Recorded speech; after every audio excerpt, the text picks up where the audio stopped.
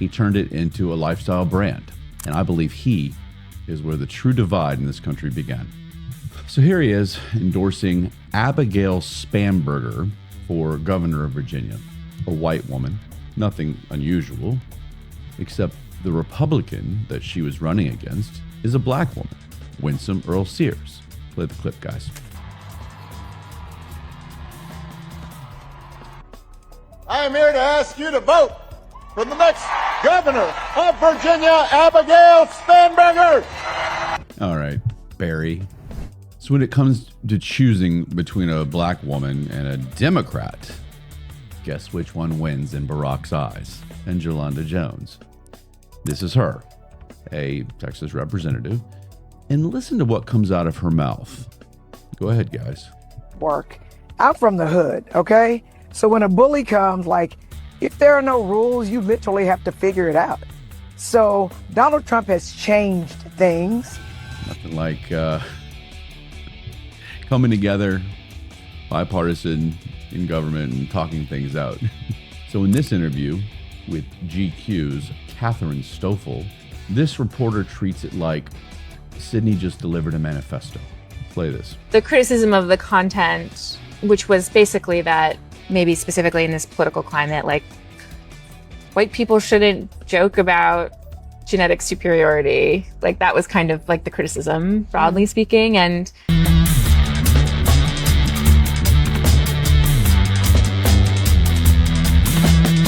welcome to Stay in the Fray podcast. I'm your host, Ryan. This is where headlines get hit hard, hypocrisy gets shredded, and the absurd are laughed at. If you want comfort, this isn't your place. If you want blunt and unfiltered, I'm your guy. Join me in the fray. All you gotta do is just listen up. All right. Hey, guys. Welcome back. I'm going to do another They Really Said That because it's just too easy, I suppose. The hypocrisy from the left is not slowing down. It's getting louder, sloppier, and honestly, it's kind of sad to a point. When people feel power slipping away, the behavior gets primitive. That's what you're watching now. Desperation dressed up as activism. Every week, I think this segment might get a little calmer, maybe a lighter week, maybe less crying, maybe fewer panic attacks disguised as moral authority. Then these people open their mouths and they give me material for like 10 shows, all in one breath. Today is simple. Hypocrisy, misinformation. Again, it's the theme. I despise hypocrisy. I despise virtue signaling. These people are champions of both. People who preach one thing, do the opposite, and then swear you're insane for noticing. This isn't politics anymore. It's survival panic from a side that knows it's fading. Join me. This is Stay in the Fray podcast. It is November the 10th, 2025. Let's roll. I'm going to start with our headliner for today, Barack Obama, the unofficial, unelected world tour president. The man who left office and then spent the next decade pretending that his term just never ended. Do you know how actors get stuck on a role? Obama is still method acting as commander-in-chief. He goes across overseas and acts like has some sort of authority. I know he had practice, though, holding the puppet strings of Joe Biden for 4 years. But there is literally an amendment about pretending to hold office when you don't. And he's been tap dancing on that line for years. This guy has built his entire personality around playing victim while teaching the rest of the country to do the same. Nobody has pushed identity politics harder, louder, or with more self-righteousness. He turned it into a lifestyle brand. And I believe he is where the true divide in this country began. So here he is endorsing Abigail Spanberger for governor of Virginia, a white woman. Nothing unusual, except the Republican that she was running against is a black woman, Winsome Earl Sears. This is the same Obama who has spent years lecturing the country about how people are scared to vote for a black woman. Except apparently he was too. Play the clip, guys.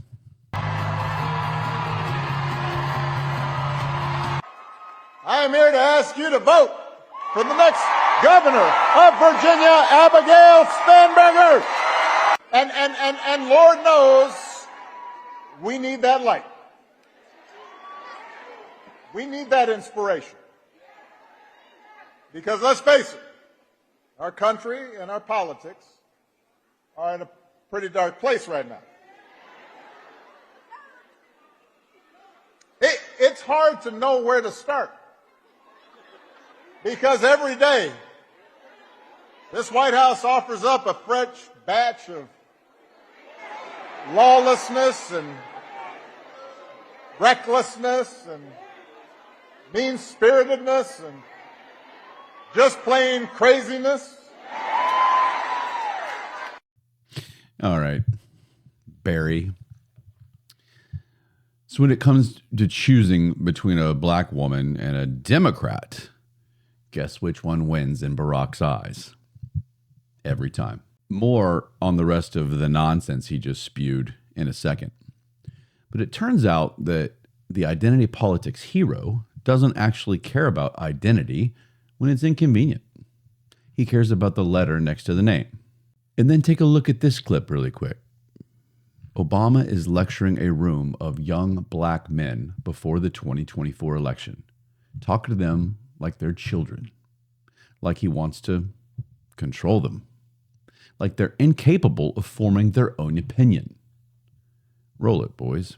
I also want to say that that seems to be more pronounced with the brothers. So if you don't mind, just for a second, I'm going to speak to y'all directly.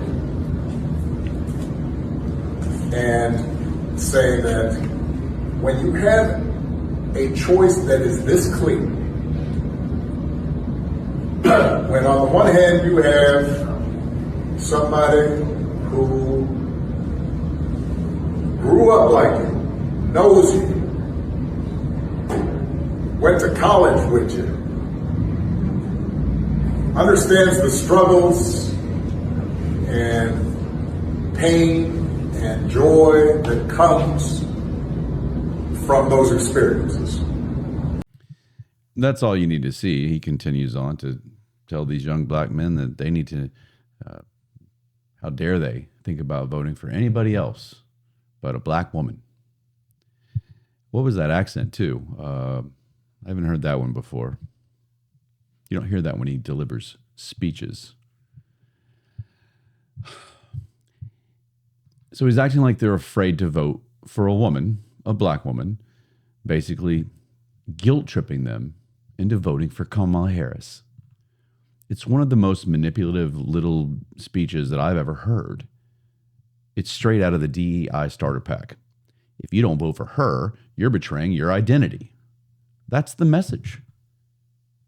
It wasn't, check out all these amazing policies that she has. Meanwhile, Republicans are the ones saying, I don't care what race you are. I don't care what gender you are. Can you do the job? That seems so simple. So who's actually the ones obsessed with race? Who's actually obsessed with sex? Use your head. It's right there. Now let's go back to what he was saying at the Spanberger rally. He claimed our country and our politics are in a dark time right now. No, Barack, your politics might be in a dark time right now because nothing you listed in that little whatever you did is real. Let's check the scoreboard. Costs are fine. Jobs are coming back. Jobs are coming back to this country and back as a whole. Foreign investors are dumping hundreds of billions into the U.S. The trade deficit has been cut in half in 9 months. Conflicts around the world are being shut down before they explode any further. The border is finally being enforced. Violent cities are finally being held to account. What exactly is dark, Barack? It's that your fear narratives aren't landing anymore That's what's dark to you. People are fleeing your act. And then he says the White House is serving up lawlessness every day. Lawlessness? From an administration that's enforcing immigration law, and one that wants law to be enforced for criminals in the cities? Here's the kicker. Obama deported more people than any president in U.S. history. But suddenly he's the guardian angel of compassion. He knows he's lying. He knows he's an asshole. But he's not dumb. And that makes it worse. The next line, this administration is giving off mean-spiritedness. Really? Which side is calling for violence, carrying out violence, labeling anyone who disagrees a Nazi? Who's destroying cities? Who's been blocking the highways, screaming fascists at people who are just trying to go to work? Obama acts like the moral referee while his team is literally throwing bricks from the sidelines. And while we're here, let's not forget, this guy, Obama, is still under fire for the fake Russian collusion that the mess that his administration has helped to feed. He's not in the clear. But sure, let's pretend that he is the trusted truth teller in the room. Obama has one consistent skill: accuse others of doing the exact thing he's been doing for years. He didn't bring unity, he fractured it. He made identity the center of politics, and people followed him down that path. Everyone became a victim, and accountability evaporated. And now he's using his platform to lie, to guilt trip, and to manipulate for political gain. Same old playbook, same old act.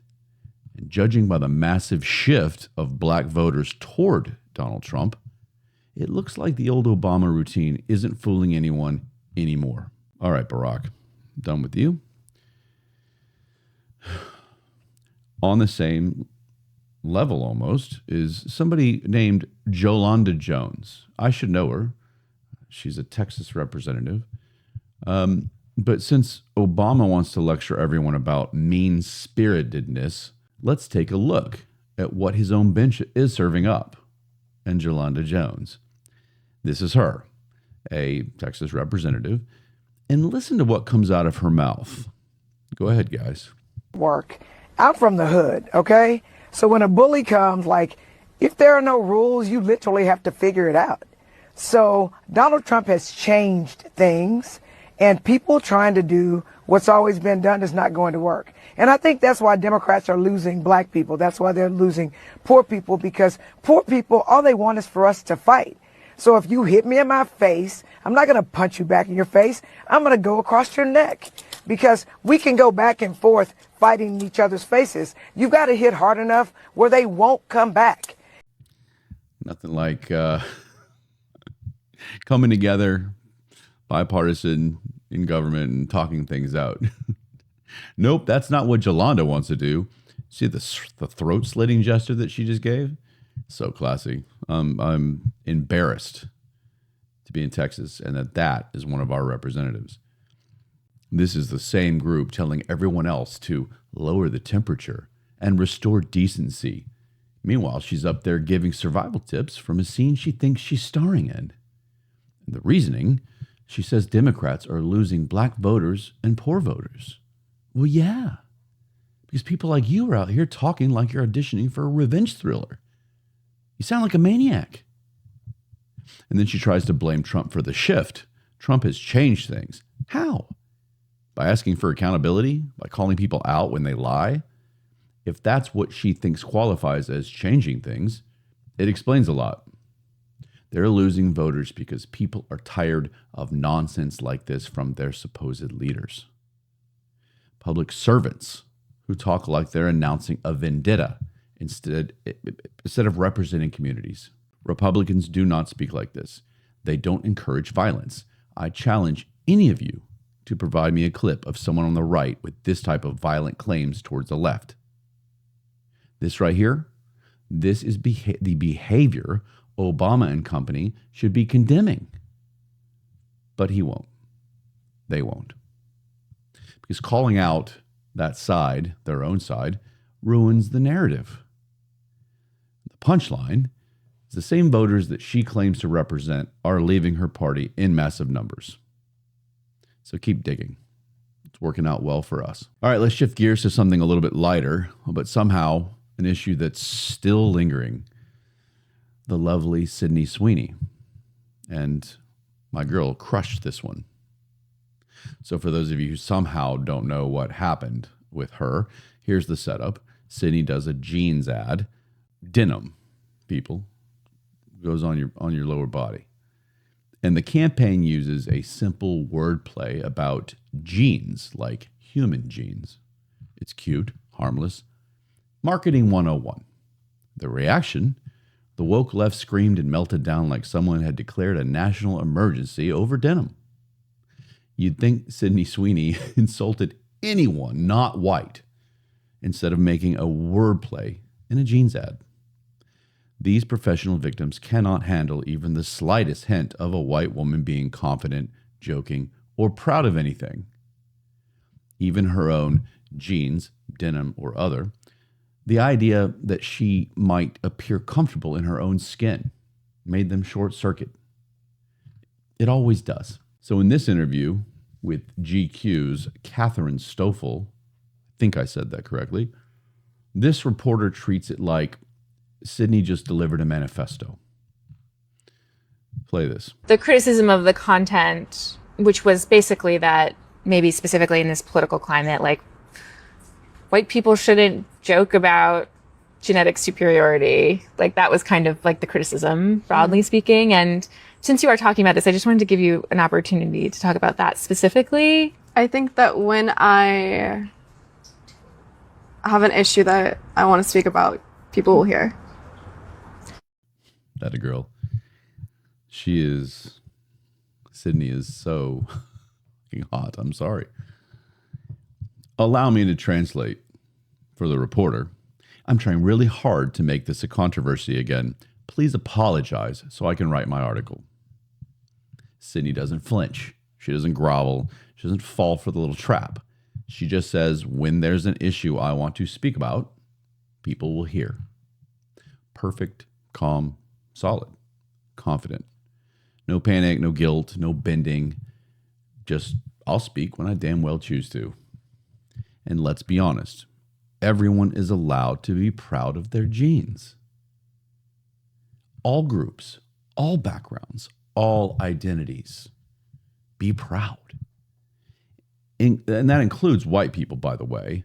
I'm tired of this bullshit. It's not our fault.